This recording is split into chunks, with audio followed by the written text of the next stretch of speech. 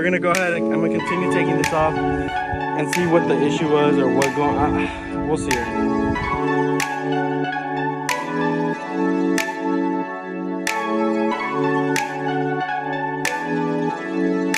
So I've been trying to figure out to make sure that what I got going on was a head gasket leak, because I don't want to replace something if it didn't need replacing in the first place. So in the head gasket itself, it shows that there's nothing that could have been like, you know, that could have been causing any kind of damage or any like, there's nothing that shows as far as what I can see. As far as the engine goes, there is this side, there was, well, it kind of went down. Oh, you can still maybe kind of see it. You can see that right there a little bit. That's oil mixed with like coolant, which is like the whole, oh, you got a leak. But other than that, there's nothing that shows that there can be in like a leak going on. Nothing that shows what kind of caused the two misfires. There's just nothing even on the head over here. You can see where it was running really rich. You can see over here, you can see these two, they're like, that's the carbon fouling that I was talking about in the other video. Right here, there's not much. So it's just kind of really hard to say what was going on, if the head gasket was even an issue. I replaced the spark plugs, the injectors.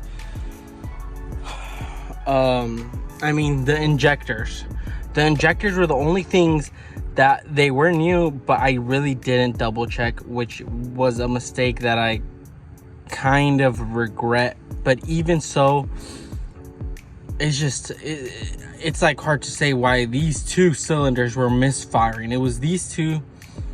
It's just like kind of coincidentally, like they're side by side. I'd guess if it was like a random misfire, like this one and then this one, or this one, that, like, you know, you'd kind of be able to tell. But it was just these two, like, it's just kind of, it's too coincidental to be like, I don't know, both these injectors. I'm just gonna go ahead and put on the news gasket. Screw it, whatever, put on the news gasket. If it continues to misfire, then we got a bigger issue on our hands. So I don't know, let's just continue to put all this back together and let's get to it.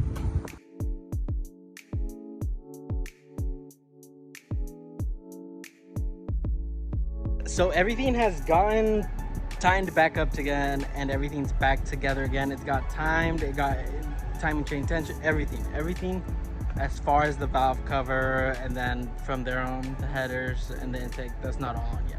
But other than what's the main important thing about this whole thing was the timing. We got back together. Everything is lined up where it should be.